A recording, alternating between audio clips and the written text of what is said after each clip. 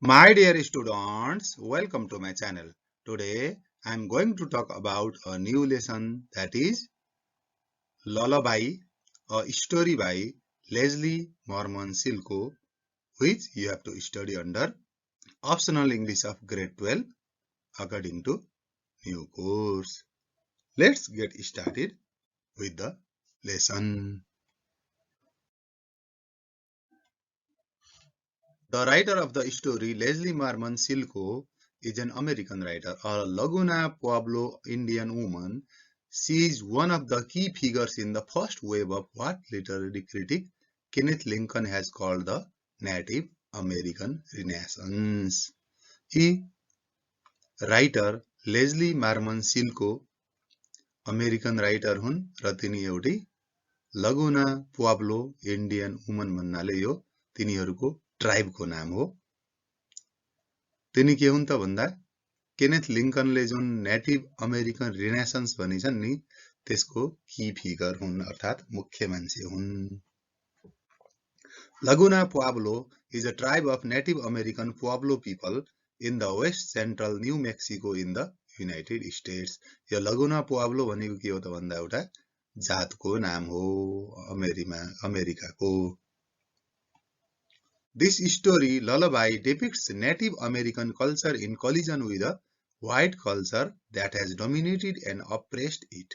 Silko's story illustrates the sense of loss experienced by one Native American woman at the hand of white authority figure.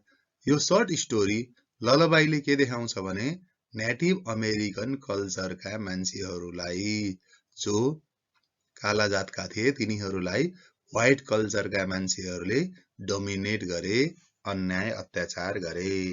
अनि यो सिल्को नाम गरेकी राइटरले लेख्ने स्टोरीहरूमा के देखिन्छ त भन्दा हारेको, दुःख पाएको, कसरी त भन्दा नेटिभ अमेरिकनले हारेको, नेटिभ अमेरिकन वुमनले हारेको, कसरी हारेको त भन्दा व्हाइट अथोरिटीले गर्दा हारेको कुरा देखाउन खोजिएको छ। Lullaby is a short story about an old woman named Ayah who reminisces about the tragic times in her life. यो ललबाई नाम गरेको स्टोरीमा के छ भने आया नाम गरेकी ओल्ड वुमनले आफ्नो दुःखद कहानी सम्झिरहेकी छन्। Lullaby is the tale of the actions of the elderly Navajo woman named Ayah over the course of a single evening. She and her husband Chato live in New Mexico and they are currently near the town of Ciboleta, where they go once a month to receive their welfare check. यो ललबाई नाम गरेको story elderly woman छन् नि, बुढी आइमाई Navajo woman आया नाम गरेकी तिनको कहानीमा, तिनले बताएको घटनाको कहानीमा आधारित छ र तिनी के छन् त भन्दा उनको हस्बेन्ड च्याटोसित न्यू मेक्सिकोमा बस्छिन् र अहिले के गर्दैछन् त तिनीहरू सेबोलोटा शहरको नजिकै गएका छन्, किनभने त्यहाँ गएर तिनीहरूले उनको हस्बेन्डले कमाएको पैसाको लागि चेक प्राप्त गर्छन्। च्याटो typically spends the money on alcohol as the story opens. He is at a bar. यो च्याटोको बानी के छ त भन्दा पैसा जति अल्कोहलमा रक्सीमा उडाउने। यो कथाको सुरुवातमा पनि ऊ केमा हुन्छ, बार अर्थात भट्टीमै हुन्छ।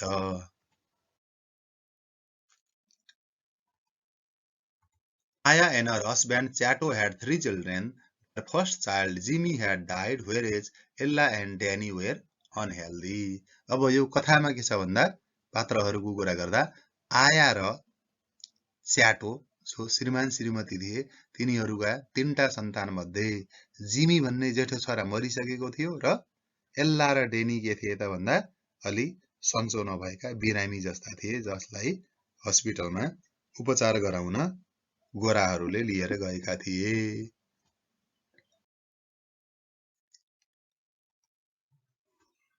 As Ayah waits for Chato near a creek, she watches the snow fall in tuft like new wool washed before the weaver spins it. She is wrapped in an army blanket that was given to her by her now deceased son, Jimmy, and she finds herself remembering the blankets her mother and grandmother taught her to weave. जब उनले आफ्नो हसब्यान्ड च्याटोलाई पर्खिरहेकी थिइन् नि बाहिर खोलाको नजिकै बसेर, त्यति बेला तिनले के देखिन् भन्दा जब आकाशबाट हिउँ झरेको थियो, किनभने त्यो विन्टर सिजन थियो, हिउँ झरेको देखेर तिनले के सोचिन् भने जब स्वेटर अथवा केही यस्तै वुलन चिज बुन्ने बेलामा त्यो वुलहरू कति छिटो सिद्धिन्छ जब तिनीहरूले वेभ गर्छन् नि, बुन्छन् नि, बनाउँछन् नि, त्यो बेलामा त्यसलाई तिनले केसित तुलना गरिन् त भन्दा हिउँसित तुलना गरिन्। हिउँलाई उनीको डल्लोसित तिनले तुलना गरिन् र उनी त्यति बेला के थिइन् त भन्दा आर्मी ब्ल्याङ्केट ओढेकी थिइन्। त्यो आर्मी ब्ल्याङ्केट कसले दिएको थियो त भन्दा उनको ठुलो छोरा आर्मीमा थियो र जो अहिले मरिसकेको छ उसलाई सम्झिन् र उनले के पनि सम्झिन् भने आफ्नो हजुरआमा र आमाले कसरी ब्ल्याङ्केट बनाउने, कसरी ब्ल्याङ्केट बुन्ने भनेर सिकाएको कुरा सम्झिन्। She also recalls Jimmy's birthplace, a traditional Navajo hogan, and his birth, an event Ayah's mother attended. अब तिनले के पनि सम्झिन् भने जिमीको बर्थ प्लेस सम्झिन्, जिमी कहाँ जन्मेको हो भन्ने सम्झिन् र तिनीहरूको ट्रेडिसनल नभाजो होगान, नभाजो भनेको तिनीहरूको जात र होगान भनेको तिनीहरूको बस्ने ठाउँ, त्यो तिनीहरूको ट्रेडिसनल बस्ने ठाउँ पुरानो र उसको जिमी जन्मेको र जिमी जन्मिने बेलामा उसको आमाले उनलाई हेल्प गरेको पनि उनले त्यो कुराहरू सम्झिन्। As she continues to reflect on her past, Ayah remembers the day a representative of the US Army came to her home to inform her of Jimmy's death. Since Ayah speaks no English, Chato had to translate the news. Jimmy's death has never felt entirely real to Ayah, but she nevertheless feels his absence keenly. के भनेको भने आयाले आफ्नो पुरानो कुराहरू याद गर्दै जान्छिन् र उनले सम्झन्छिन् कसरी एउटा युएस आर्मीको रिप्रेजेन्टेटिभ प्रतिनिधि उनको घरमा आएर उनको जेठो छोरा जिमी मरेको कुरा बतायो, तर त्यो बताए पनि के भयो त भन्दा आयाले इङ्ग्लिस त बुझ्थिनन्। आयाले इङ्ग्लिस नबुझ्ने कारणले गर्दा उनको हस्ब्यान्ड च्याटोले त्यो न्युजलाई ट्रान्सलेट गरेर सुनायो, तर उनले आफ्नो छोरा मरेको भनेर मान्न तयार थिएनन्। उनले छोराको अब्सेन्स चाहिँ महसुस गरिरहन्थिन्, तर छोरा मर्यो भनेर विश्वासै गर्न उनलाई गाह्रो भइरहेको थियो।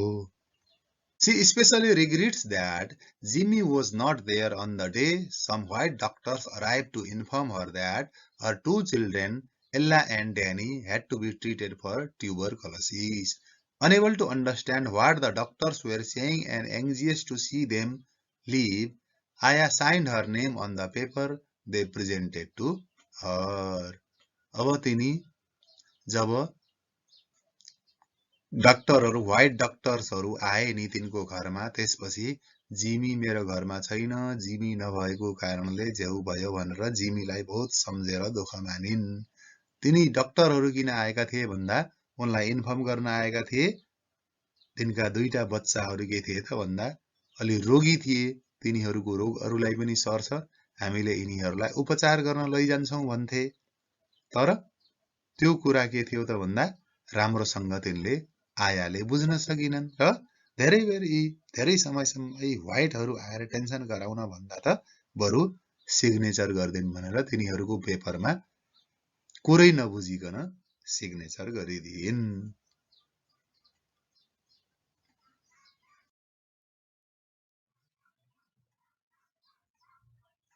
When Ayah realized the men intended to take her children, she ran up into the hills with the children.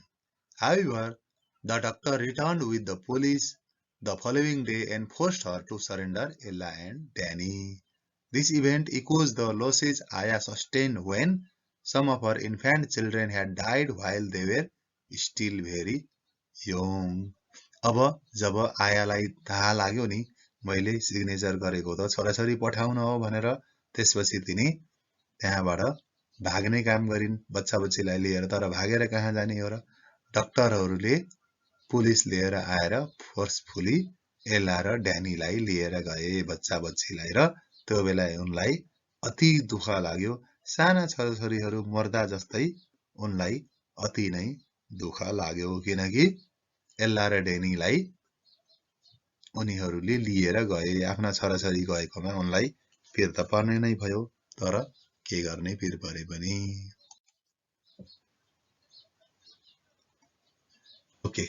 Because Chato had taught her to sign her name in English, Ayah held him responsible for the loss of the children and refused to sleep beside him for years, only returning when he was fired by his employer, a white rancher, for being too old.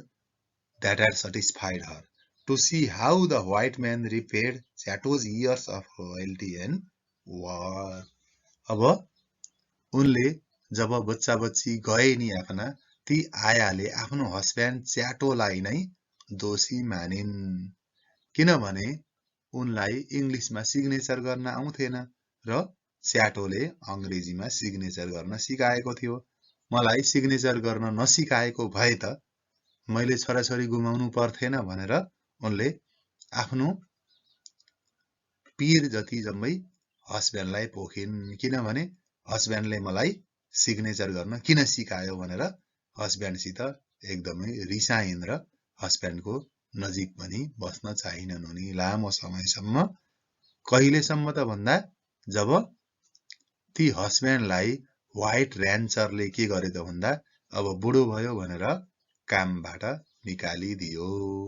यहाँ पनि व्हाइटले ब्ल्याकलाई अन्याय गरेकै देखाइन्छ र त्यति लामो समयसम्म काम गरेको र्यान्चमा फिल्डमा काम गरेको खेतीबारीमा काम गरेको मान्छेलाई अनावश्यक रूपमा बुढो भयो भन्दै व्हाइटहरूले निकालिदिए। यो एउटा के हो त अन्यायपूर्ण कुरा हो।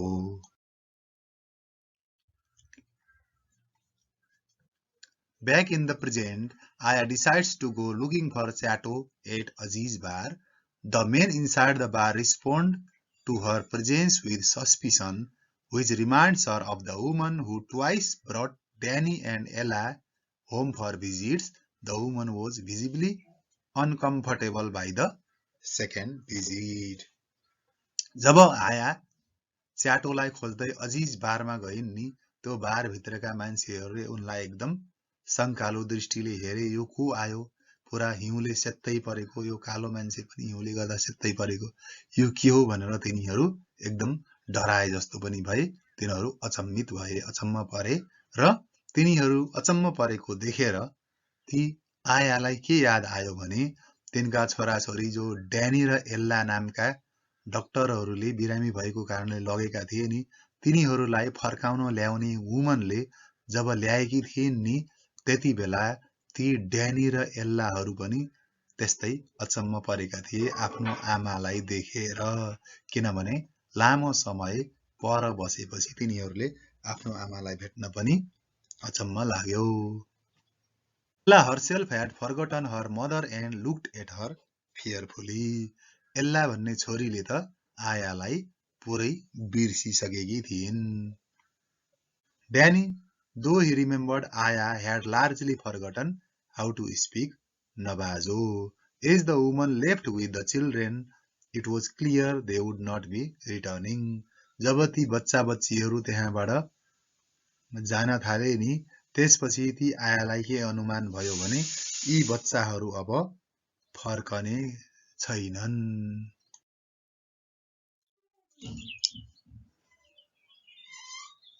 Failing to find Chato in the bar, Ayah searches for him outside. She looks forward to leaving Ceboleta and returning to their hogan, where they keep a few sheep and an increasingly dried out garden.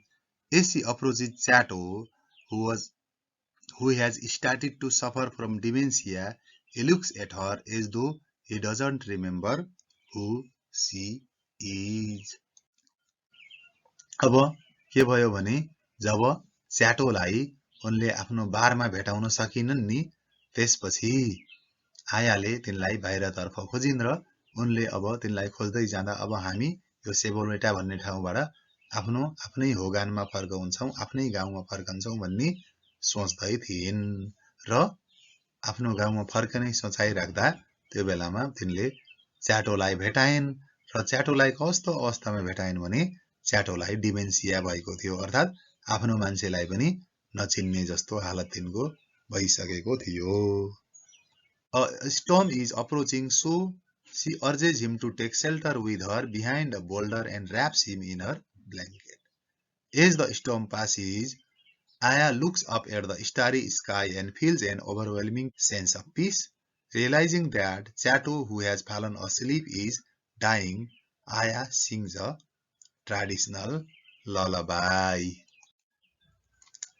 जब तिनीहरू हिँड्दै थिए नि husband wife, त्यति बेला हुरी आउन थाल्यो र आधी हुरी आउन थालेको थाहा पाएर तिनले आफ्नो हस्बेन्ड च्याटोलाई के भनिन् त भन्दा यो बोल्डर ठुलो ढुङ्गाको पछाडि लुक्नुस् मेरो साइडमा भनेर ब्ल्याङ्केट ओढाइदिइन्।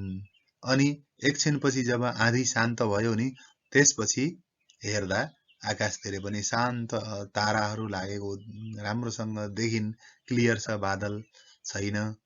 अनि त्यसपछि यसो हेर्छिन् त च्याटो निदाएका छन्।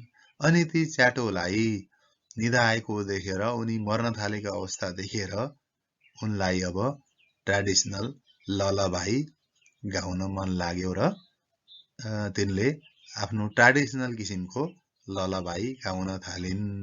अब यो ललबाई भनेको के हो त भन्दा सानो बच्चाहरूलाई सुताउनको निम्ति ह बाबु ह भन्ने स्टाइलले जुन गीत गाएर मक्ख पारिन्छ नि सानो बच्चाहरूलाई, जसलाई हिन्दी भाषामा लोरी पनि भनिन्छ, लोरी गाएको भनिन्छ, हो त्यही गीत गाएर बच्चालाई निदाउन हाले जस्तै आफ्नो हस्बेन्डलाई पनि त्यही ललबाई गाइन्।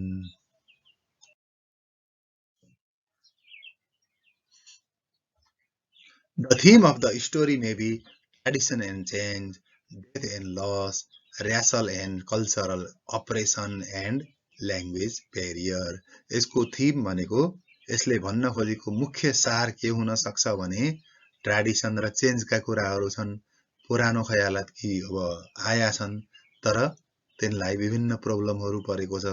छोराछोरी, एउटा छोरा मर्छ, दुईटा छोराछोरी के गर्छन् त भन्दा व्हाइट पिपलले लगिदिन्छन्। त्यस्तै डेथ एन्ड लस, उसको ठुलो छोरा सुरुमा मर्छ भने उसको हस्बेन्ड पनि लास्ट स्टेजमा आएर मर्छ। अनि ऱ्यासल एन्ड कल्चरल अपरेसन, अब तिनीलाई अरू सबैले हेला गर्छन्, तिनको भाषा पनि बुझ्दैनन् अनि तिनलाई के गर्छन् त भन्दा व्हाइट पिपलहरूले जे भन्छन् त्यो मान्नु परेको छ र ल्याङ्ग्वेज ब्यारियर पनि छ। तिनीले इङ्ग्लिस पनि बुझ्दिनन्, तिनले आफ्नो नबाजो भाषा बोल्छिन् र तिनले नबुझी सिग्नेचर गरिदिन्छन् छोराछोरी लाने बेलामा। यसरी यो स्टोरीको tradition, change, death and loss, racial and cultural oppression, language ब्यारियरलाई हामीले के मान्न सकिन्छ त भन्दा थिम मान्न सकिन्छ। This way, I have come to an end of my video. If you like it, please do like it and subscribe my channel so that you will get notified when I upload next video which will be useful to you.